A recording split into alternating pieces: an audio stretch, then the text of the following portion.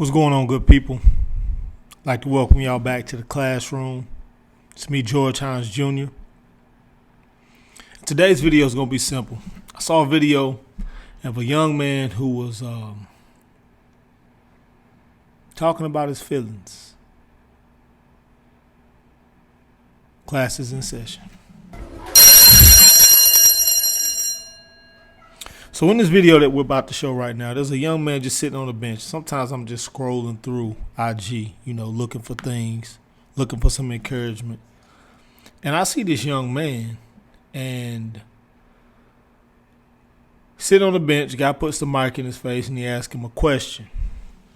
Now, this question that he asked him was a great question, but the answer that the young man gave was something that you don't hear. And this young man has been thinking about himself and about his life. If you had one chance to call the heaven, who would you call? Jesus. Jesus. All right. And what would you say? What am I supposed to do in this world? That's deep.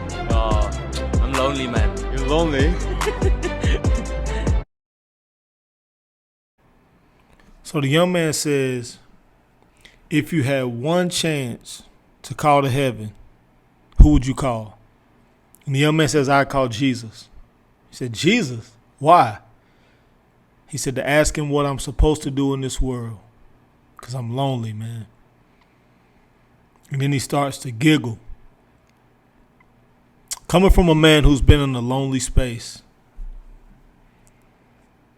that giggle was, I know I need help. I'm willing to admit I need help.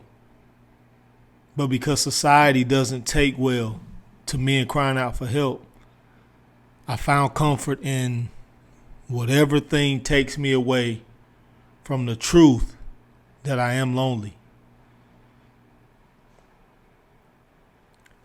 What happens with men oftentimes is we find sedations.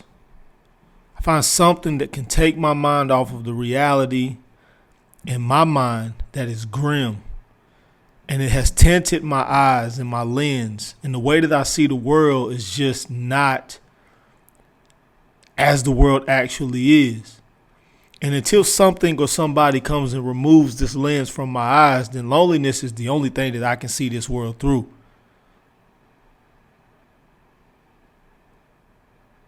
So if you know a young man and something seems off or something seems perfectly fine, this is the question I want you to ask. Hey man, how you feeling? You experiencing any loneliness? If so, where? What things can be done to remedy that loneliness? How are you dealing with it personally?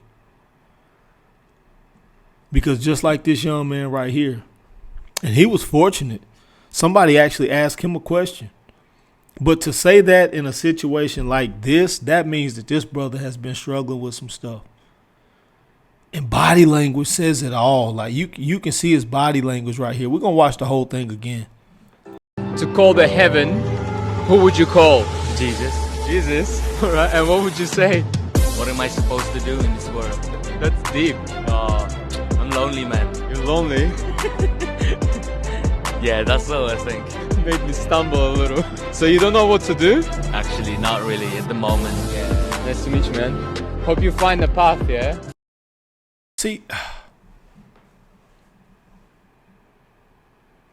and that's a little heartbreaking because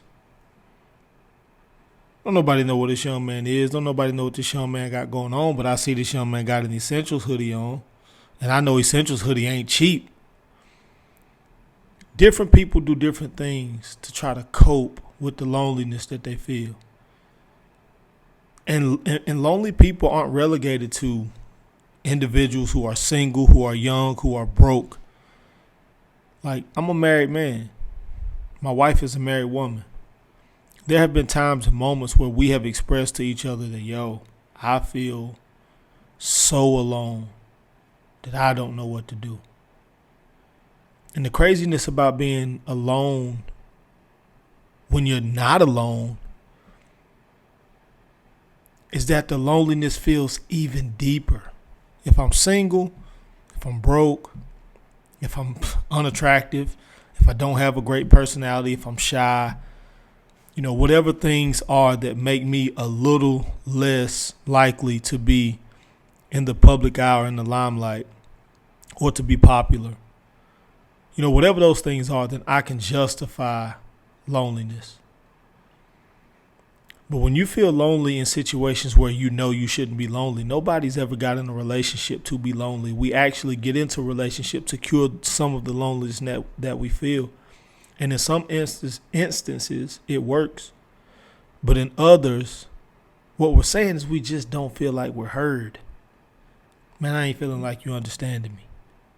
Yeah, I know you listening to me talk, babe. My wife would say, babe, I know you listening to me talk, but you ain't feeling me. What we're truly missing is intimacy. And that's why this young man says, if I had a call to heaven, I'd call Jesus Christ to ask him, what in the world am I supposed to do in this life? And that's what you have. That's what you see with a lot of young men today. There are a lot of young men who don't have an assignment. And the only bar that has been set before them in culture today is to make money. Go make some money.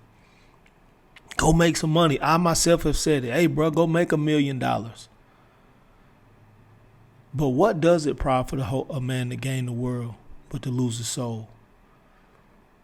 So to the young men who have followed me for a time, I apologize to you because sometimes these ancillary things begin to take precedent in our lives and we begin to focus or major in minor things. Getting you some money is not the most important thing that you should be doing. The most important thing you should be doing, like this young man says, is calling out to Jesus Christ and saying, hey, what is my assignment in this life? Because as far as we know, this is the only one we get. Yeah, there are people who believe in reincarnation. But as a physical being in this body with this consciousness and this experience and perception, this is the only life that I get. And I want to maximize it because I'm telling y'all, loneliness is hell. And it's the kind of hell that you don't know how to get out of because you don't know how to express it to people who don't seem to care. And then there's the type of loneliness where there's only a certain person that you want to come and discover what it is you're actually going through and to hear you and to feel you. So when you see a young man, ask him, hey man, how you doing? You experiencing any loneliness lately? Pray with him, talk to him, talk through it with him. Ask him how he's dealing with it. Some young men turn to pornography.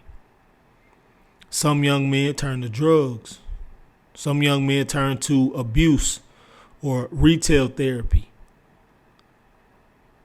But anything that we're doing, we're trying to gain some level of significance somewhere in our lives. We're trying to find something that we can control. And in that realm of control, what we're hoping is to find some level of importance that will allow us to pull ourselves out of the mud. But that's not how that works. So for any young man listening to my voice right now, if you are lonely, if you are experiencing loneliness, I don't know how long you've been there. I don't know what the problem is. The only real cure for your loneliness is Jesus Christ. I ain't here to beat you up about how you've been dealing with it. I'm not here to beat you up about how you've been coping with it. I'm not even here to change what you're doing. I'm just simply here to give you a different perspective. Just like I heard this young man, I can hear you, I can feel you, and I can sense it. Being a man is tough. As a young man, I would say it's the toughest thing in this universe to do, to be a real man. But you got to take a stand for something, and everybody won't understand it. Most people won't agree with it. But you have to have a resolve within your own self, within your own heart to know that, hey, this is what I'm going to do. And I'm going to die pursuing the truth in this stand that I'm taking. Because that's the one thing that every man should be able to do. To live, to fight, and ultimately be willing to die for the thing that he believes in most. Class is dismissed.